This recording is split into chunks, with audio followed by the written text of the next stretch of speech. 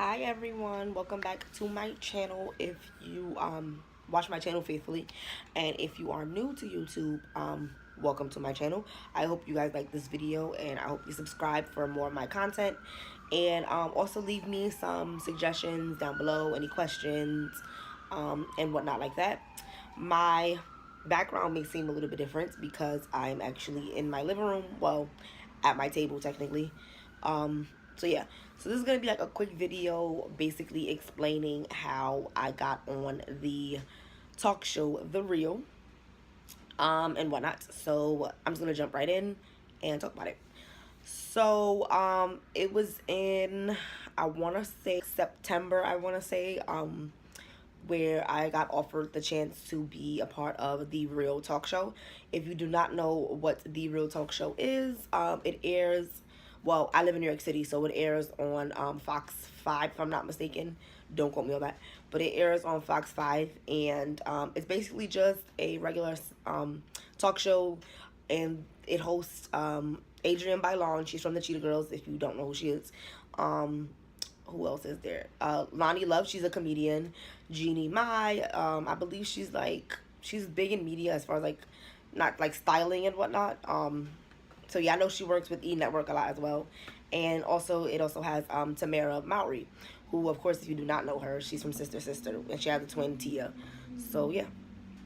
And I basically got asked if I wanted to be a part of a segment for The Real, and I was like, absolutely. So let me just backtrack on how I actually got to be a part of the talk show. Well, the segment for the talk show. So months back, I don't even honestly remember how long ago it was, but months before they reached out to me, I had went on their website, and they were like basically just asking questions about like who's your favorite host from the show and why. And I remember me typing in, Adrienne and Tamara are my two favorites. I grew up watching them. I know the most about them and whatnot. And then before you submitted the comment, it asked you for your information, your name, your age, phone number, and email. I was like, okay, put that in there. And I had commented because it was the comment, if your comment got chosen, you had a chance to actually Skype with them, like Skype over the computer or your phone or whatever, and talk to them. So I was like, okay, I'm just gonna do it. Who knows? I don't know what might happen. So I did it. So fast forward into September, I want to say, and I get this random phone call, but it was like an 808 area code or something like that, or 803, something like that. It was a weird area code, and I'm like, well, I don't know anybody from this area code, so I'm not going to answer. Scammers are out there. I don't answer phone numbers that I don't know, especially area codes that I don't recognize. So I didn't answer it. They left me a message. So I'm like, okay. I was at work, and I waited until I got off of work. Or was I at work? Yeah, I think I might have been at work. And I listened to the message, and the message was basically like, hi, my name is such and such from, I'm one of the executive producers of The Real Talk Show. And we would like for you to come out and basically, be a part of the show at some point in time. So it's like, okay. I was like, wow, they literally called me. So I called the phone number back, and I spoke to the woman who was one of the executive producers. There's so many executive producers of that show. And she was like, yeah, we're going to be in Harlem, such and such, for this week or whatever. And, we would love to invite you out to, have a chance to be a part of the show. So I was like, oh, okay, that's amazing. I had previously gotten an email maybe a day or two before she called, basically saying that they were doing a New York City kind of, a New York City edition of The Real and whatnot. I didn't really know what that entailed. I didn't know, were the women gonna be in New York City, did they run out of space to record The Real, with the host in New York City? Was it gonna be over Skype or something? I didn't really know what it entailed. So I was like, okay. But when I got the phone call and she formally had invited me out, I was like, okay, yeah, sure. So I went on the last day of taping for the show. There were two different time slots. I had went to it was when I maybe 10 a.m. or something like that. I had to be there. And it was right there in Harlem. If you don't know exactly, well, if you know Harlem, then it was right there by that new Whole Foods on 125th Street in Lenox, literally right in front of that Whole Foods that they just built. and they had like the producers out. Everyone had on their real like shirts, purple shirts, to let you know that they were a part of the cast and crew. I was like, okay, cool. The hosts were not out there, unfortunately. But we did get to like kind of record or whatever. They had recorded the group of the women that, well, women and men that showed up. They recorded us, basically like the opening scenes with us waving and dancing to the music and whatnot. And then I guess like based off of like our personalities and just like, I don't know, the way we're dressed, I don't know, they just randomly picked like a few of us in the crowd to be able to talk to the actual ladies like through the earpieces that they give you. So I didn't get to physically see them, but I could hear them. Like you had a chance to actually talk to them over the headset. So I was supposed to, talk on a top. I was supposed to speak on a topic with one of the ladies through the headpieces, but they were having technical difficulties, and only one of the ladies from the group got to speak to the ladies. So I was very upset. Like I wasn't upset, but I was disappointed a little bit because I was really looking forward to it. But then the producers came up to me and was like, "Listen, so the 10 a.m. show was recorded live. Like it was literally live. They were talking to them live over the phone. It was on air, everything. There was another time slot the same day, but it was like around 2 p.m. and it was still live, but it was live for the next day, if you know what I mean. Like you would still speak to the ladies live and everything, but it wouldn't be on television to the next day. So yeah, so the producer basically asked me, like, we're sorry, well, told me, we're sorry, we were having technical difficulties, and we know you've been out here all day, and we really do like your personality, so if you want to come back around 2 p.m. you can come back around 2 p.m. They just wanted me to go home and change my clothes, so it didn't, so it wouldn't look like I was already there, you know what I mean, or I would have the same clothes on from the previous show. So I was like, yeah, okay, cool, no problem. So I ended up, I went out to eat with my boyfriend. We went to IHOP. I went home, changed my clothes, came back. And again, we did the whole process of just, doing the opening credits, the waving, the singing, the dancing when the opening. And then I got, chosen again for a segment. I was super blessed because there was a few ladies who were supposed to go before me to speak on topics. Like, if you know how the show works, they actually, like, they have like different topics basically that they're talking about throughout the show. And there was a few ladies ahead of me who were supposed to speak to the women about their topic. And they had technical difficulties again. So it got to, a lady was waiting. She was supposed to say her part. She had spoken, like she had said hello to the ladies over the headpieces. But then the audio went out. It just completely went out, and the ladies couldn't hear her. So they just kind of kept going over the throughout the show with the actual segment. They just kept talking about it, and I was blessed because they were basically on to their last topic of the show, and one of the producers was like, "Hey, like, you've been here since the morning. Like, come on, we're gonna see if it's gonna work. We're gonna give you a chance to see if it's gonna work." And I put the headset on. I can hear them, talking about the topic that they were already talking about. I'm literally listening to them through my headset, like, and I'm like so excited because I can literally hear them. It's live. Like, I was just like I was getting nervous now, and I'm like standing there holding my little microphone. I'm gonna insert some pictures, or a picture or two,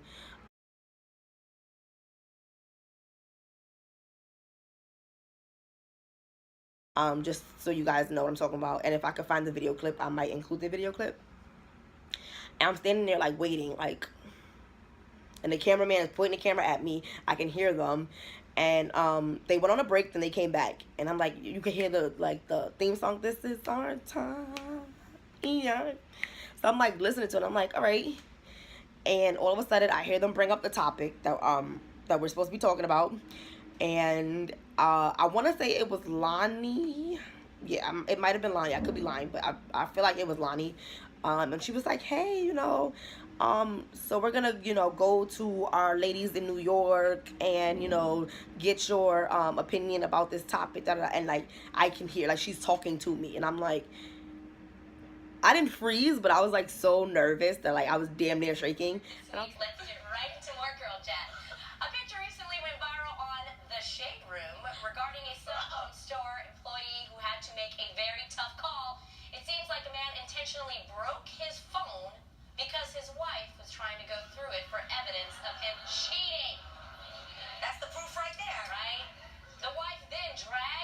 husband to the repair store to try and get the phone fixed, and here's what the employee received. A note was slipped inside the broken phone from the man that read, quote, "Please tell my wife the phone is unfixable. She went to check the call history. $100 is yours. Thanks." So ladies, if you were working there, would you take the bribe or bust the man? What?